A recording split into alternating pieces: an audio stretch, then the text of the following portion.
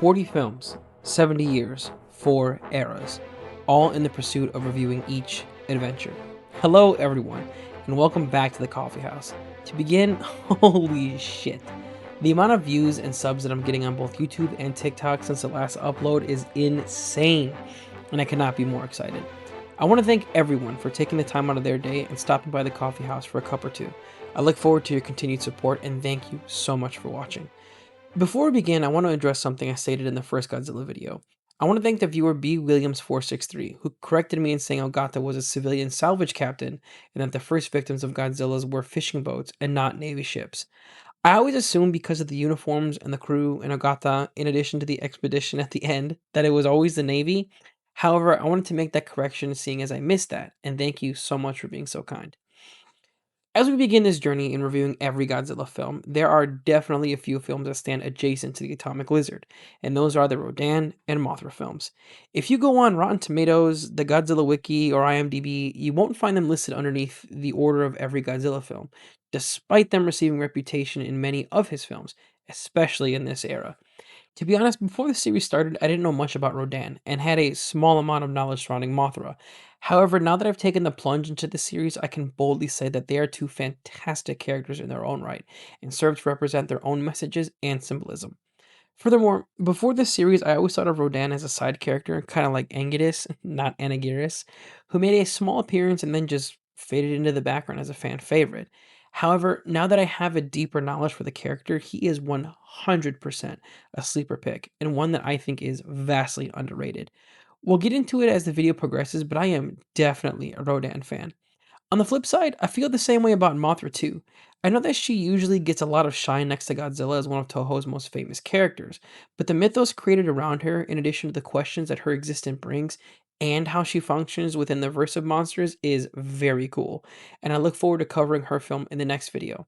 With that being said, I had originally planned to make this a two-parter just like the last, highlighting both Rodan and Mothra in one go, but as time went on, I realized that I wanted to make them separately to give them their both shine that they deserve, in addition to the script only getting longer. So, with that being said, go ahead and pour up your favorite brew, because today we're going to be talking about one of our favorite flying friends, starting with 1956's Rodan. Rodan was directed by our wonderful Godzilla spearhead, Ishiro Honda, and his presence on this film is definitely felt. I'll go over what that means as we progress further into the film, but keep that pin as we move forward. Another fun fact that I found while researching is that this film's second unit and assistant director is Jun Fukuda, who is also a name that we will see direct Godzilla films in the future. Additionally, this film was written by 3 writers this time, sporting our returning Taketo Murata, but being joined by 2 newcomers in Takeshi Kimura and Ken Kurunoma. Additionally, we also get the return of Akira Ifukube, who is the original composer for Godzilla, and oh my word, can you feel his influence on this film? We got the dream team back, baby. Furthermore, we have a wonderful cast of actors and actresses this time around, with a few that will go on to return in subsequent films down the line, much like Kawazumi-san, and a few who are already making their return to the series. Our first actor who needs no introduction to the fans of the series is Kenji Sahara, who will be playing the role of Shigeru Karma. He will be a face that we see go on to star in a ton of Godzilla projects, in addition to being the one that this plot centers largely around. Next, we have Yumi Shirakawa, who will be playing the role of Kyo. Shirakawa also went on to star in a few subsequent movies for Honda-san outside of the Godzilla franchise as well. Just a fun fact. As we continue, we get the return of our first established actor in Akiko Hirata, playing Professor Kashiwagi, with both eyes this time. The movie also focuses on him a lot this time around, so you can definitely tell that he was a huge standout in the original Godzilla. I'd love to see him back. Famously, we also have Haru Nakajima playing yet again another kaiju in Rodan this time around. I love this guy too. We also get Rensaku Ogata, who will be playing Goro. Goro is a coal mining worker, and he's also a very minor character, in addition to being Kyo's older brother. But just because he's a small character and doesn't have a lot of screen time, he is the character that kicks off this plot and is the catalyst to start our mystery. So I felt that he was worth a mention. And lastly, I want to mention the appearance of Yoshifumi Tajima, who plays a small role in this movie as Ezeki the reporter. We'll see him again down the road, but I just wanted to mention him here. And speaking of people we'll see again down the road, let's go ahead and get into the characters. This film has a ton of characters that play very minor roles in this film, giving shine to our main characters whenever they appear on screen. In addition to that, we also have a ton of extras that fill each scene, just like the first and second Godzilla films. These extras really do a great job at making this world feel populated and full of life, having our main characters grow and change throughout them. I love how it creates such a thorough and diverse space that gives the viewer the visual presence that this space has existed long before we saw it and will go on to do so even after. It is fantastic to see. The first character I want to talk about in this lineup is Ogata-san's Goro. Goro is a character that we don't see much of in this film, but we see very early on, serving as the primary catalyst that kicks off this plot. He is a young but very combative person, in addition to being someone who doesn't take shit from anyone and refuses to back down in a fight. Not only do we see this with the few opening lines of this film, but we also see this firsthand when he engages in a fight with his fellow coal miner, Yoshizo, who I will continue to refer to as Yoshi. Not only is this relationship a combative one, but it serves to start this film's conflict and sets up lots of uncertainty within this film's plot. It is a great way to get us immediately engaged into this film, getting us invested into the stakes of what's going on as they transpire. Moving on from combative to peaceful, I want to talk about the movie's emotional linchpin, Kyo, who is Goro's sister. Kyo plays a minor role in this film as well, not possessing as much screen time as some of the other characters on this list. However, she is definitely a character that has the most heart and is quite effective. Not only do we see her go through and overcome so many traumatic events from beginning to end, but she's the one who takes in the injured characters with open arms, looking after those that need assistance both emotionally and physically. She is a great emotional staple in this film, and you could feel that heart on full display here throughout the entirety of this plot. And speaking of those characters that she takes care of, our next character is Karma. Karma is going to serve as our main character throughout this film and someone who really dominates this plot in the film's first half. He is confident and caring in addition to being a natural born leader. He's not afraid to throw himself headfirst into danger in order to assist others that may be in need, but he's also always looking for answers too, keeping himself at the forefront of every conflict when it makes itself known. However, as the film progresses, we see him take a bit of a backseat due to injury, remaining silent for a good portion of the film as we progress into its second half. Not only is he our linchpin in terms of events, but what happens to him goes on to further the mystery of what is actually happening inside of these mining caves. And as we get there, that brings us to Hirata-san's Professor Kashwagi. Kashwagi is going to serve as our other main character, making his presence felt in this film's second half and dominating the film in his own right as he does. Kashwagi is a very intelligent and confident professor when it comes to seeking answers about what's going on inside of these mining caves, in addition to what sorts of creatures are being found.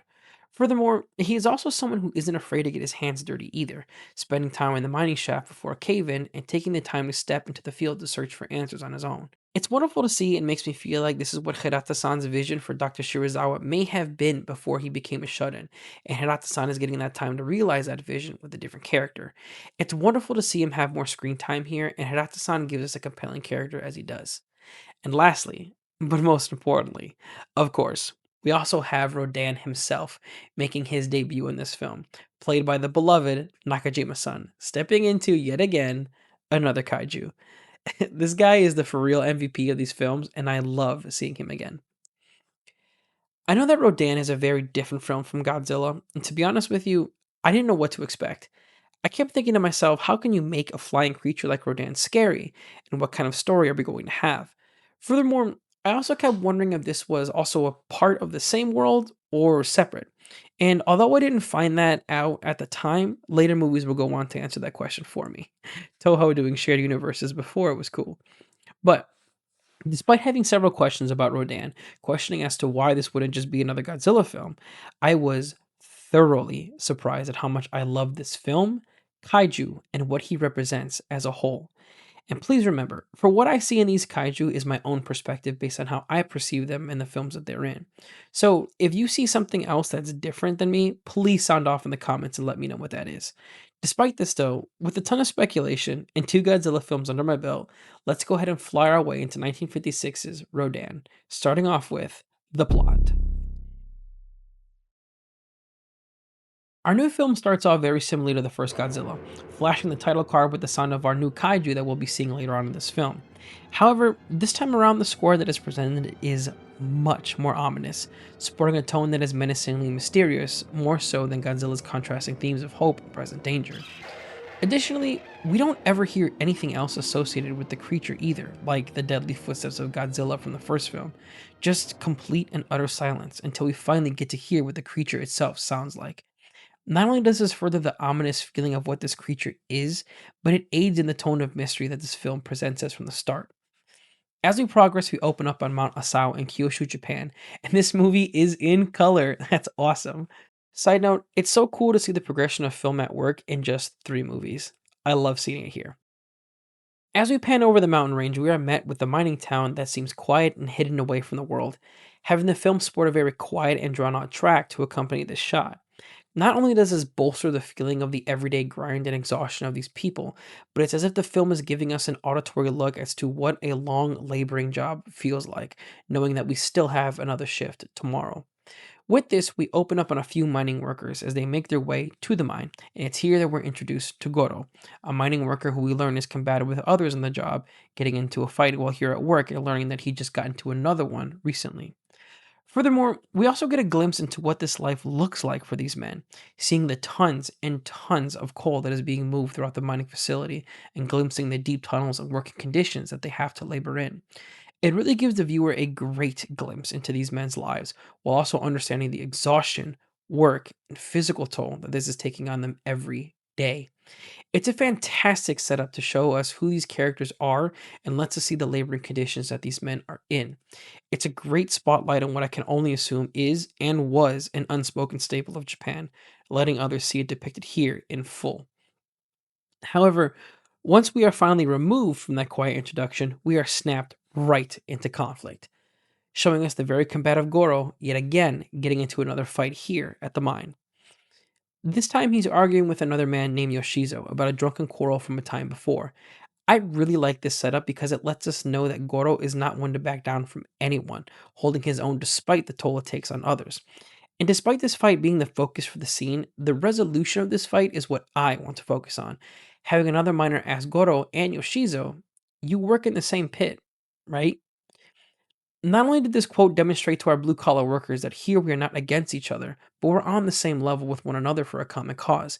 It's very subtle, but it's a wonderful message that's bolstered further by the shots of the men going to and from the mining tunnels. Not only do we see the arduous labor that these men are in, but the movie shows us this firsthand, setting up a really great tone of hardship in the human workforce while also having faith in people. Despite this, though, as we pan away from the tunnels and move on to the engineering department, we get our first introduction to Sahara's Karuma. Not only is he seen as a very laid back and well put together person, but he is the one that others trust when things go wrong. And not only do we hear that here in this short introduction, but we see it too, as there's been a reported problem on the worksite because there's flooding in the tunnels. Upon hearing this, Karuma springs into action as he hurries toward the situation, and in doing so, this tells us so much about who he is, being competent at his job, in addition to putting himself in danger for the safety of others. You can really tell that he is a natural born leader and someone that these men trust. Additionally, it speaks volumes to who he is as a person, demonstrating how selfless and compassionate he is, but also someone who is brave and willing to tackle any issue in the face of danger. Not only does this really resonate with an audience, but it creates a great relationship for any viewer just meeting him for the first time. And spoilers ahead in the video, but when we get the portion of this film when Karuma loses his memory, his introduction to establish who he is and setting him up as a hero makes that incident all the more tragic, while also maintaining the mystery as to what's going on in these tunnels. However, heroics aside, once we get to the tunnel, we end up discovering something equally as worse for these men. Not only is the source of the flooding unidentified, but Yoshizo and Goro, the 2 men that have been at each other's throats all morning, are missing. I love this. So far, we're still in the very early stages of this film, and there is already so much mystery, intrigue, and conflict. It draws you in so hard at the start and keeps that mystery going. In addition to furthering the conflict and giving us characters we care about, it's just firing on all cylinders here, and it is fantastic. As we move forward, we take a couple of men and venture into the tunnels, slowly stepping deeper and deeper into the rising water. When all of a sudden, there's a body. It's Yoshizo, bloodied, face down, and dead in the water. Once again, I love this scene. I feel like I'm going to be saying that a lot. And I don't love this scene for the corpse, of course, but because as a viewer, it puts us right into the position of the character's mindset, immediately setting off an alarm bell for the big question: if Yoshizo was dead, then where is Goro? Not only does this make us fear for the worst, but it's the exact question the movie wants us to come to, furthering the discussion by cutting immediately to a room full of doctors, having one tell Karma that not only was Yoshi's death caused by a blow to the head, but it was a blow to the head with something sharp, something perhaps like a pickaxe. Now, to be fair, the movie doesn't tell us that it's a pickaxe at all, nor is it. But it creates that question immediately in our minds as a viewer and draws us to that one conclusion that Goro is a murderer. And just as we jump to that conclusion, we can hear Yoshi's family outside of the operating room screaming to see him and breaking down when they can't. Now, not only is this bleak, but much like the aftermath of Godzilla's destruction, the movie lets us sit with this feeling, not cutting away from his family's crying, and even letting us hear it as Karuma and some of his crew are walking away from her. Much like in Godzilla, this broke me and left me dejected. And not just that, but it's about 10 minutes into the film. Not only does the shot stay with Yoshi's family in its entirety, but they can be heard just out of frame. It's as if the film is making the viewer see the aftermath, but moving on from it as if to say, this isn't special. It happens all the time. And here is where I came to understand what this movie is about, at least the way I perceive it. This film is a tragedy, letting us peer into the window of the tragic nature of what these coal miners have to go through on a daily basis and the physical toll it takes on them, but also letting us see the tragic nature of how a loss in this situation is treated, becoming a common occurrence that's just highlighted for a second and then moving on. Not only does this feel tragic, but it makes the world feel so uneasy, as if danger is around every corner and it can happen to anyone. Every morning is a physical labor. Every day is another conflict. Every job is surrounded by danger, wrapped up in stress, exhaustion, and vitriol. And then you're just gone, just being another whisper in the wind on this endless toil as it continues. Here, the film feels so real, painting a picture of this bleak situation, but placing it in this relaxed environment. We know that jobs like this exist. We know that places like this exist. But here, the film is telling us that's life. And I bet you didn't even think of it until you saw it. Now, I could be wrong on this whole thing. Mr. Coffee here could be so far reaching that I'm not seeing something that you are. However, that's just how I feel about it and what I see in it. And not only do I think that here, but I think so for Rodan's reveal later too. And I'll get to what I mean when I get there. For now, we're exiting the hospital. Once we do, we finally meet Goro's sister, Kyo, scared and keeping her distance from the hospital in fear of what her brother could have done and what everyone, including us, is already thinking. And not only do we see this play out, having other townsfolk be very wary of Kyo's presence, but by proxy, it singles out Kyo as well, creating another tragic scenario for Kyo and making this innocent woman the talk of the town. However, despite this though, we see Karuma's character peeking through this conflicting confusion yet again, not buying that Goro could have done something so horrific and waiting for all the facts before forming an opinion, in addition to looking out for Kyo and taking her in until this entire situation blows over.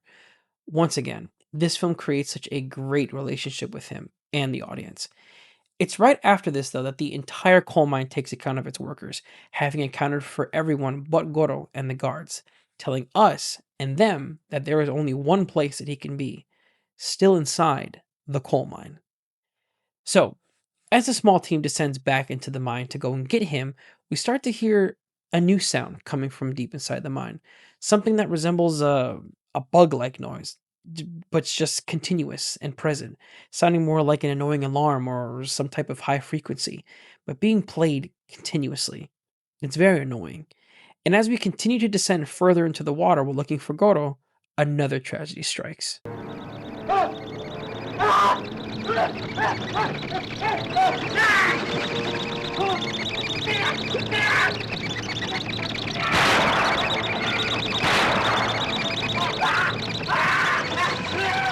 As two of our men are pulled into the water, succumbing to an unknown threat that lies beneath. Just as our two men are pulled under, another escapes, desperately running back toward the entrance to get away from whatever this threat is, when yet again we hear that high frequency sound once more, accompanied by the screaming of our remaining man, and then silence. This isn't Goro. This is something else. Not only do we come to understand that each of these men were murdered in quick succession, but something sharp akin to a Japanese sword was used, cutting one of the men's heads clean off, having it dangle from its body by just a scrap of skin. Not only do we see the aftermath of this murder and another wife in grief, but again, we see her running to Kyo, trying to inform her of another death that has been committed, to her understanding, by Goro. Just as we begin to see Kyo break down, we get Karuma's entrance into the scene, confronting Kyo and informing her that he knows for sure this wasn't Goro's doing. And as they embrace, what the fuck is that? Out of nowhere, and I mean nowhere, this horrific creature makes itself known. And we finally get the big reveal of where this high pitched sound has been coming from. This monstrosity. Not only does this thing make like an RKO and come from out of nowhere, but it is such a swerve in terms of tone, feeling, and emotion, much like the number of murders that have befallen our characters thus far. Their quiet lives were interrupted by tragedy out of nowhere, disrupting the status quo of what their daily life is like. And much like those incidents, this thing does the very same, revealing itself in the middle of a scene that was set up for a quiet embrace, completely throwing the audience for a loop and turning the scene on its head.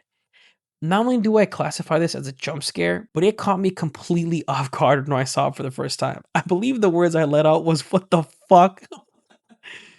Not only do I commend Honda-san for creating a scene that subverts all of the audience expectations, but it fits in line so perfectly with the film too, keeping that tension of the murders and subsequent grief that our characters feel, but manifesting itself as this fucked up cockroach fly creature thing. It's disgusting. Also, this creature is referred to as Megalon, so just keep that in mind. Additionally, Kamada was right, as the appearance of our Megalon answers all of the questions that this film has set up so far, such as who committed the murders, where have all the men gone, and what is making that high frequency sound. And although the mystery of this issue is solved, the movie now presents us with a new question. What is this thing, and where did it come from? Again, I love this film and how it really is keeping the audience intrigued throughout and their attention constantly piqued with the mystery and intrigue. It's great. With this, though, we get a whole town evacuation as everyone's attention is brought to its presence. We begin to see it scale up the side of a mountain with Kauruma and a mob of others in pursuit, having some of the other men die due to this encounter. In light of this, we call for police backup as handguns are rendered useless against this creature, having the army come to the aid of everyone and descending into the mine where this creature has fled to.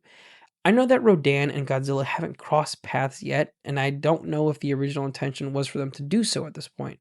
However, despite that, I like to think that this immediate response from the military was due in part to what Godzilla has done in the past films, always keeping the military on edge for a threat like this. That may not be canon or a thing at all, but I like to keep that idea in my own head canon, especially since I'm watching these one after another. So do with that information what you will. As we begin to descend into the mine, the military can be seen using heavy machine gun fire, trying to take this thing down. And although it looks like this is having some effect, it's clearly not slowing it down, as Megalon begins to move in. In light of this, Karuma releases carts full of coal to try and kill this monster with the weight and momentum of them, having them slam onto this creature at full force, finally killing it and putting an end to the situation, bringing all of our worries to a close.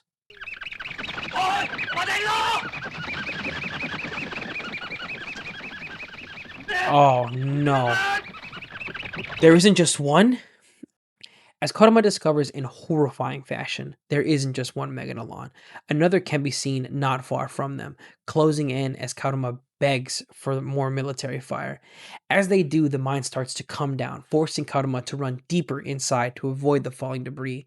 Not only do we see him get separated from his party, but we begin to see the shaft close in on itself with Karuma inside, having the other men scream for him as they are forced to make their way out. However, as the screen fades away from the situation, Karuma is left alone inside of the mine shaft, unable to reach his men, and succumbing to the falling debris, unable to escape. Karuma has been lost to the mine, and yet again, this movie curses us with another tragedy. Not only is this scene baffling, but it's incredibly shocking. Watching the likable hero and main character of your movie die in such a tragic and horrifying way. Not only is he consumed by the curse that is this mine, but it's done so in the pursuit of justice, aiding others in the fight against Megalon. It's tragic.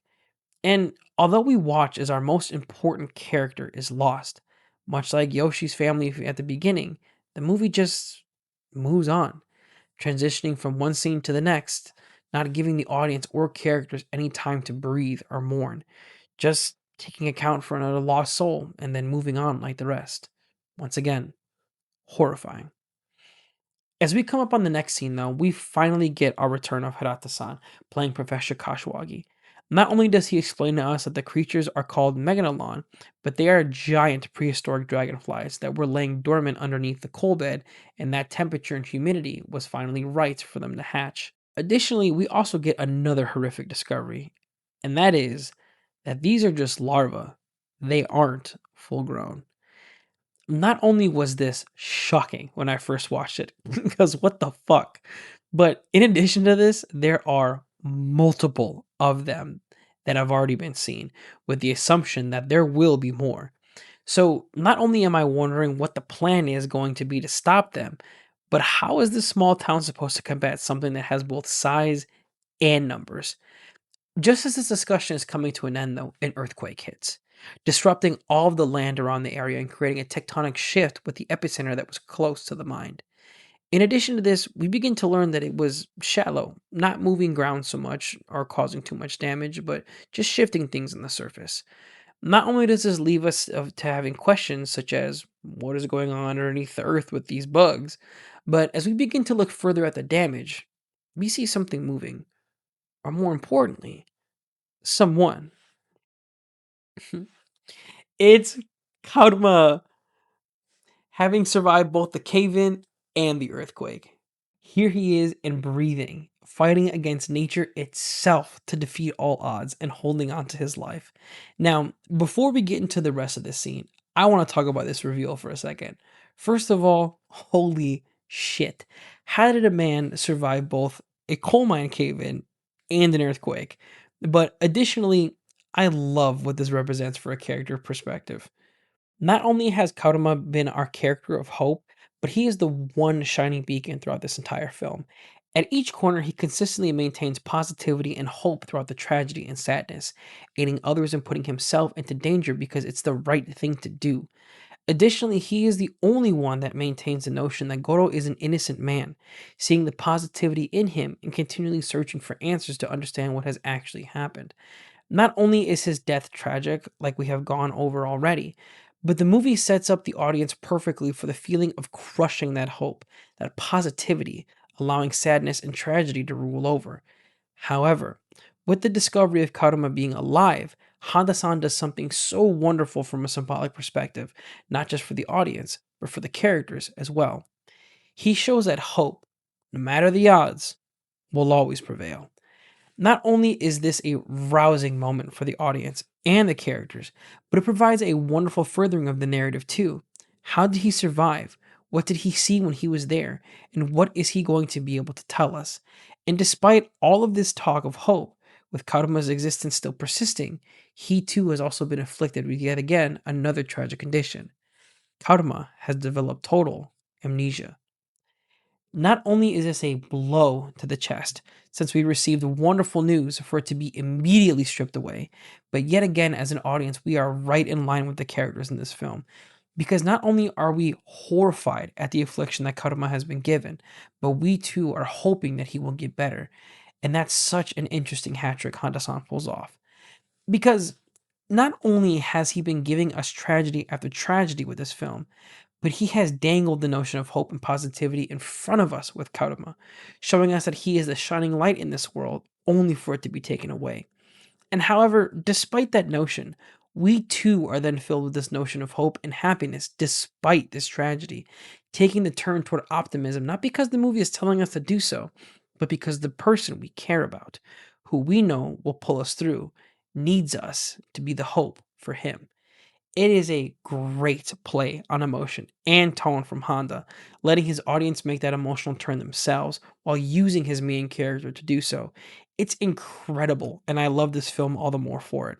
Again, I know Mr. Crust might be reaching, but that's what I see in it, and that's how I perceive it. As we progress through Gautama's road to recovery, we begin to see Professor Kashwagi prompt him with several different tests in pursuit to get his memory back. One of these tests prompting him with different pictures of prehistoric creatures, in addition to Megalon itself. We can see Karuma struggle to remember as if there is something in the back of his mind that is so close, but yet so far out of reach. As we progress, though, we are yet again reminded that there is still, in fact, a looming monster threat, and with the earthquake being the first natural occurrence of something going on underneath the ground.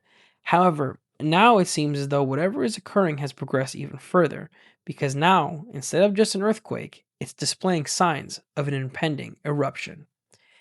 As a side note, after this scene, there was this cut to a jet, I'll call it, that is flying through the sky, and I thought that this was a nice touch in terms of foreshadowing because we as an audience don't know it yet, but what we're seeing is Rodan. At least I think it is. And not only has it already escaped, but its escape is also the thing that caused the earthquake in the first place, furthering the idea of foreshadowing even more before we even see the monster in its entirety. Additionally, I want to take this time to bring attention to all the cage of birds that we keep seeing throughout this film, and I'll discuss it more in the monster section of this video, but I wanted to bring it up now, so don't forget. Soon after this, we get our first strange cut in this film, as we are now met with several military air traffic controllers speaking with a fighter jet pilot named Kitaraha. Kitaraha is stating that he is in pursuit of a jet of unknown origin and nationality, flying at supersonic speeds faster than any normal aircraft would. We also see the jet performing maneuvers at crazy speeds, such as flying in loops or changing courses immediately.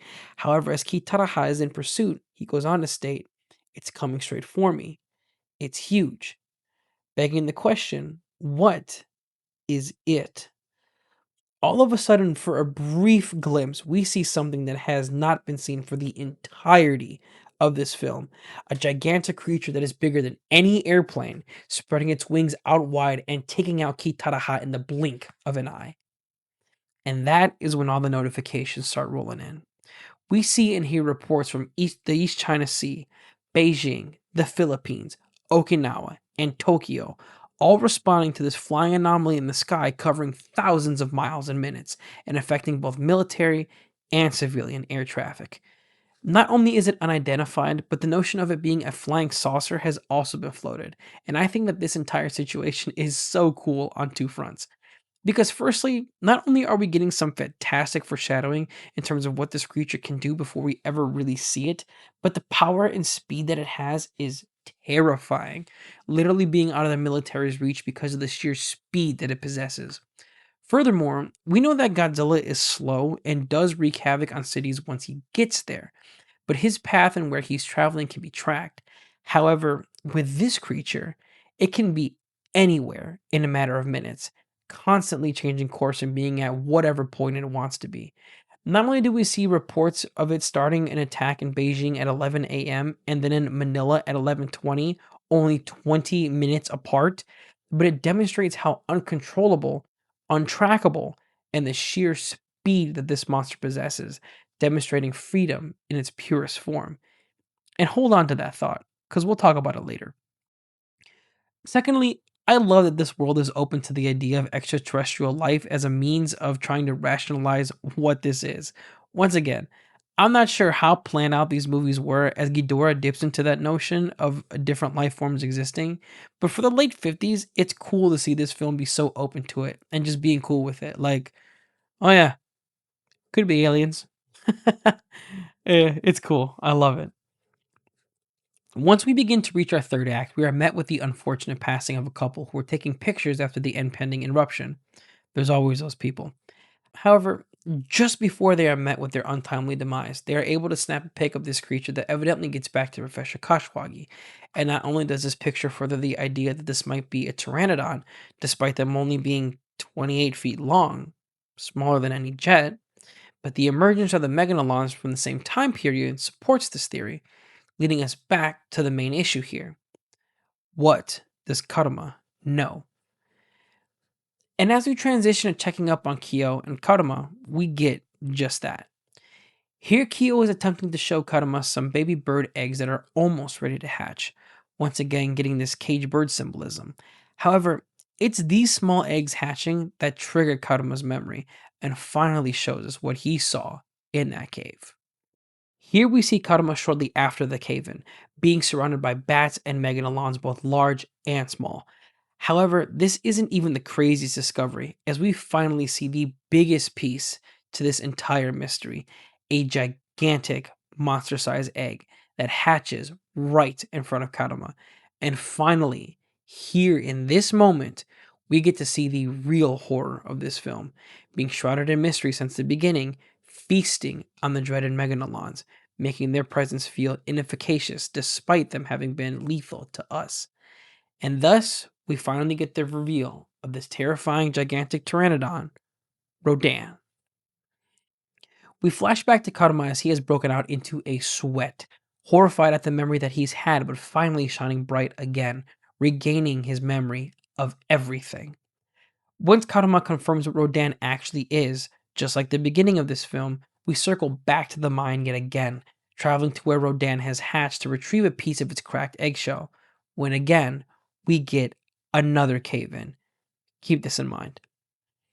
After this excursion and further testing on the eggshell is done, Kashwagi comes to a few conclusions to which he lays out in a meeting with the military and government officials.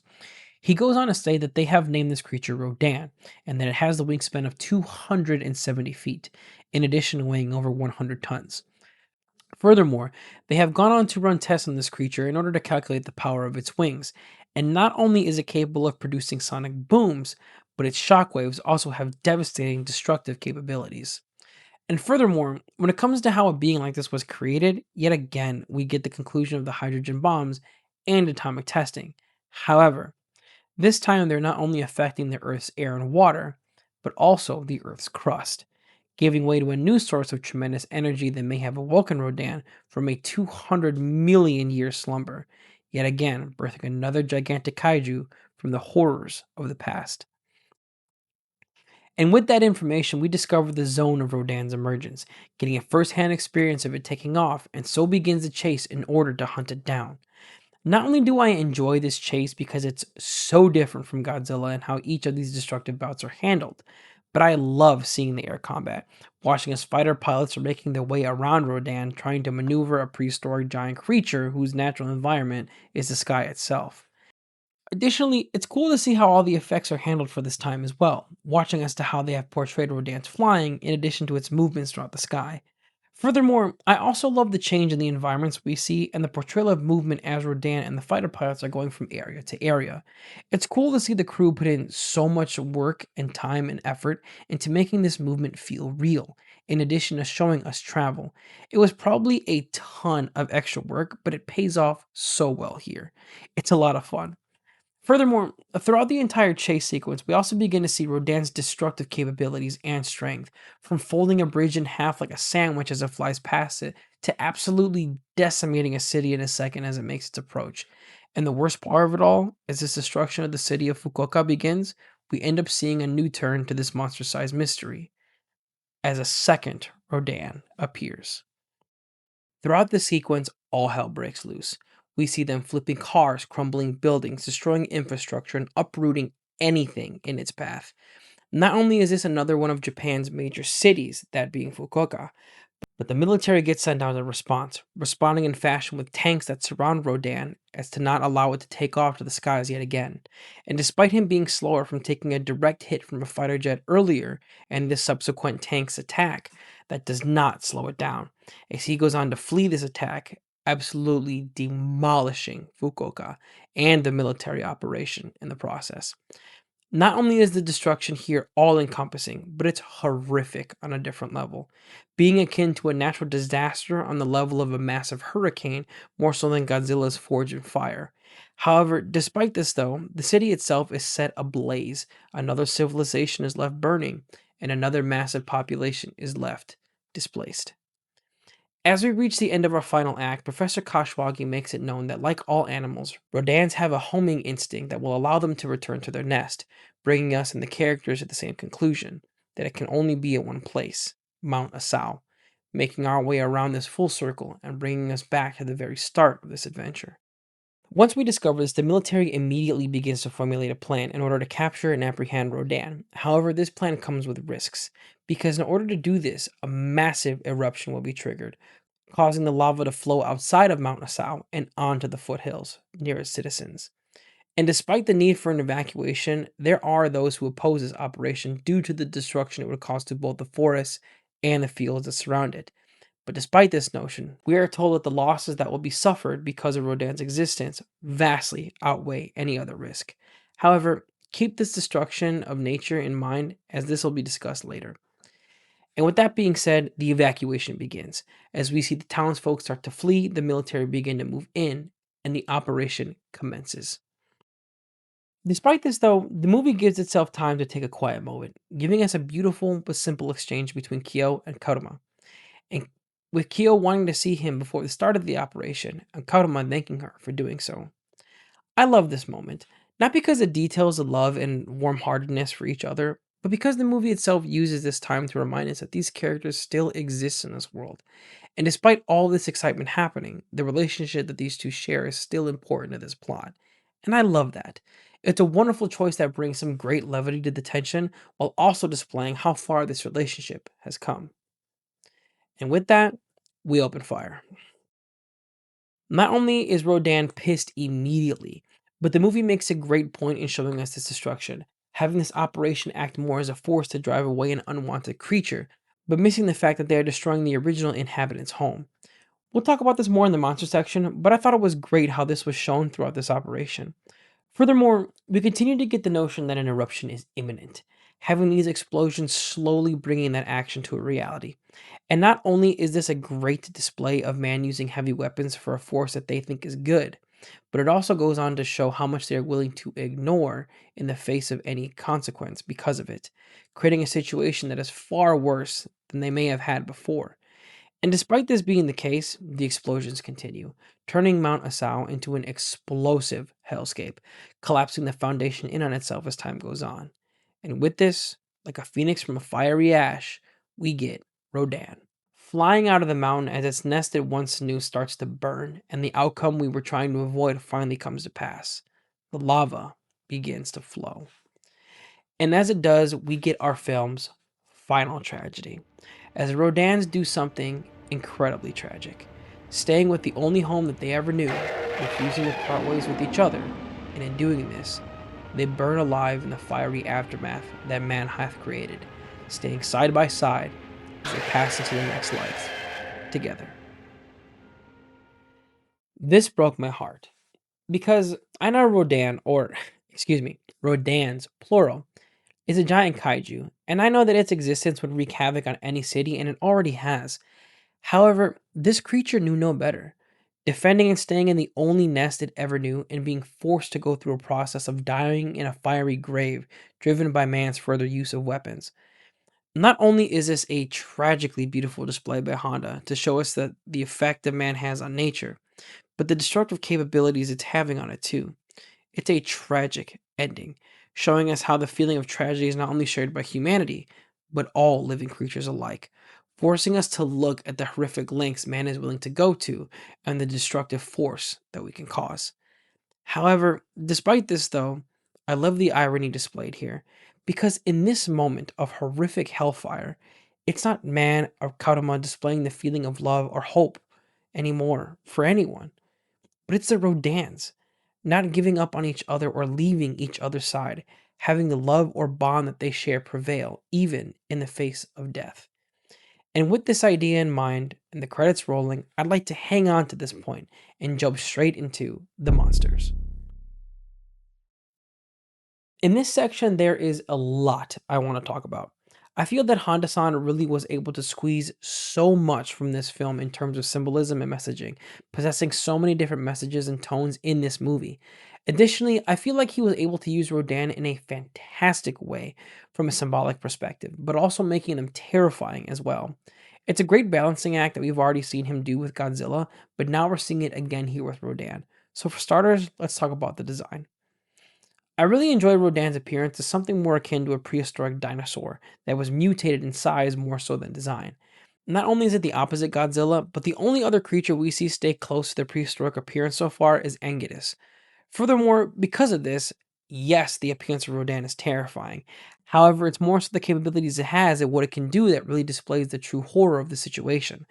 Not only did I think that it was unique, but it forces the writers to rely on more than just appearance and size to truly display its full terror. Additionally, the idea of a creature that can be anywhere at any minute, literally outside of the control of the military and world government, is terrifying, but more so to us humans and not Rodan itself. And that's where I want to talk about the symbolism. So, remember when I said to keep the cage bird symbolism in mind? Well, that's exactly what I want to talk about here. Because throughout this entire film, we keep seeing these instances of birds behind a cage, despite being in front of or close to a beautiful open field and sky in front of them. Now, one can argue that this is more relative to Kyo and Kautama, if anything. However, I more so associate the idea with the Rodans, if anything. The reason for that is because before this instance, they were both buried beneath the ground for millions of years, never seeing the light of day until man's interference made it possible to do so. Not only did they long for freedom emerging from beneath the earth, but they display the notion of what true freedom truly is, being anywhere at any time, and unlike the caged bird, is allowed to be free on its own merits. However, just like man's notion to keep our birds caged, we do so with the Rodans as well, but in a much more tragic way, fearing something that we as man cannot understand and responding to it with the only way we know how: violence. Furthermore, I think this destructive but free and beautiful nature is also used in an ironic way at the end as well, having Rodan died the very thing that it is so adjacently symbolizes: fire. Fire is this free flowing, beautiful, and free moving force. It cannot be caged or controlled if given the freedom to move. It's a natural element that has been here before us and will continue to do so after. However, whenever it comes close to us as humans, we extinguish it, fearing its beautiful and free nature, not knowing how to handle it, when all we understand is its destructive capabilities, much like Rodan in this film. Not only do I think this notion is intentional, but purposeful, filling this movie with so many more messages and representations aside from tragedy and hope, but also freedom and control, while showing us this through a man versus nature perspective. And furthermore, not only is this film a kaiju movie about how a monster that became affected due to man's interference of atomic testing, but instead of that atomic testing rearing its ugly head and representing a nuke to humanity, here is as if the movie is showing us what humanity has done to nature, ending a beautiful bond between two species of its kind, in addition to destroying an entire mountainscape and town in a tragic way, forever changing the lives of many, and symbolically and literally extinguishing a firebird's true freedom. It's so refreshing to see these older films symbolize so much more than what some of its later installments depict. Not only do they stand as art pieces, but they signify such a bigger message to the world from one nation's perspective, more so than just a scary monster film. Furthermore, not only does this benefit the film and make the kaiju iconic, but it makes the plot of this film everlasting, creating such a timeless story and a message that stands up to any modern day film, if not helping bolster those messages too, showing us that just because they're huge monsters, the issues they stand for will always be timeless. And speaking of things that are timeless, let's go ahead and finally discuss the music. I might be often saying this, and I know that we're still early on into these films, but Akira Ifukube is an amazing composer who makes some of the most iconic tracks for these films. Not only does this soundtrack remind me of the first Godzilla film, but some tracks pull inspiration directly from that film, and some of those notes can be heard here too. And despite these notes being present here, Rodan still stands on its own merit as something different entirely, and you can feel that in the tone.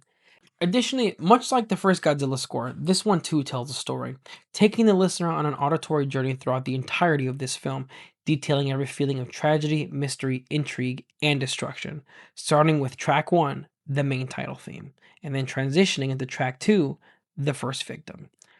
Not only does the main title theme set up a great feel of mystery and intrigue as it begins to play, but it does a great job of foreshadowing Rodan's main theme, playing it more somberly and lower than the other sounds and gradually getting more and more clear as time goes on, mirroring what this film itself does with Rodan as well. It's a great representation and tells us all we need to know right out the gate. Furthermore, this audio journey of Rodan is even furthered by transitioning right into track 2, leaving behind the deep bombastic brass sounds and transitioning into something more quiet and somber, exuding this feeling of pain and sadness, but also of quiet danger, letting us know that there is something afoot or some looming danger right behind the corner. But it's something we haven't seen yet. Additionally, this is even added on by the loud jump scare like sounds presenting this feeling of something in the shadows that is slowly hunting us, waiting to make its presence known until BAM! It finally does, giving us the auditory cue that whatever we're fighting against has made itself known, and we are now in grave danger. It's a fantastic 1-2 combo that starts off this score and film, and I cannot help but gush over it. Furthermore, I want to revisit the Godzilla inspiration for a second, because I could be off about this, but I feel like it's valid. Because, for example, on track 11, A Shadow Blankets in the Sky, the first few notes definitely sound like they were pulled directly from the first Godzilla film. However, not only does Ifukube change them to become something different, but he defines this track as its own completely, creating such an eerie tone but also depicting a track of fright and anticipation, giving a feeling that you're looking for something that cannot be seen, but you know is there. Additionally, this feeling can even be felt on the next track as well, track 12, The Birth of Rodan. Not only do I love Rodan's theme and the deep trumpets and tubas that play, giving the listener and viewer the auditory cue that Rodan has appeared, but this track does a fantastic job at keeping that cautionary tension that the last one had as well. It lets the listener feel the danger that this track is depicting, letting us know that we're witnessing something that we know is a danger to us, but are too afraid to move or do anything about. It's a great feeling and story that this track tells while also giving us the iconic notes of Rodan. Once again, Ifukube does a fantastic job here. However, by far my favorite track of this film is track 19, The Fury of the Shockwaves. Not only do I feel that this is one of the track's defining features, but it's where the true meld of the OG inspiration and this track's original vision coalesce. Not only can you hear the OG notes of Godzilla in here, but as the track moves on, they morph and change into what Rodan will be. It's also great to hear so many different sounds and musical cues morph into one track as the song goes on, playing the Rodan theme but then morphing it into a track filled with danger and caution, taking the listener through a story of what came before, what is now, and how it will go on to affect the people here. It's a fantastic track that really brought the whole feel of this movie home for me, and I loved it. So, with all that being said, that brings us home to my overall thoughts on this film. Not only did I not know much about Rodan before, other than that he was a side character in Godzilla lore, but I didn't know much about his music either. I feel as though time itself has given way to the more popular characters such as Ghidorah, Mechagodzilla, and Mothra. However, here I'm happy to say that I was over the moon about this movie. I loved it so much, and I've watched it so much. And this may be a peek behind the curtain, but I am already deep into the Showa era at this point of writing this, and this film still remains as one of my favorites. Not only do I feel that this film has been slept on so hard, but I'm not afraid to say that this is one of the best works from this time period. From plot to score to characters to tone, it knocked it all out of the park and checked every box for me. So much so that it has completely made me a Rodan fan, and I didn't think that that was ever possible before.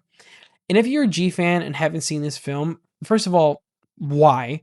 But secondly, do yourself a favor and please give this film a look. Hell, even if you're not, it's still worth a watch. I'm really interested to see what happens with this kaiju going forward, if anything at all, and how he gets treated in further films. Because I'll tell you right now, if nothing happens with Rodan, that is 100% a missed opportunity. But with that being said, let's go ahead and rank this movie. Because I believe it's going to get its due today, as I'm going to put this film at A tier. There are still a few things that I do believe hold it back from S tier as much as I would love to put it in S tier, but maybe one day I'll revisit these again and re-rank it. But for now, A tier is where it sits. And with that being said, we're closing up the shop for today. So thank you for stopping by and having a cup. I'm really enjoying making these videos and I hope that you are too. It's great to start a journey and dive deeper into anything I knew before, and I cannot wait to do that again with our next installment, Mothra. But that's a video for another day. So I'll see you next time. And remember, take life one cup at a time. I'll see you guys later.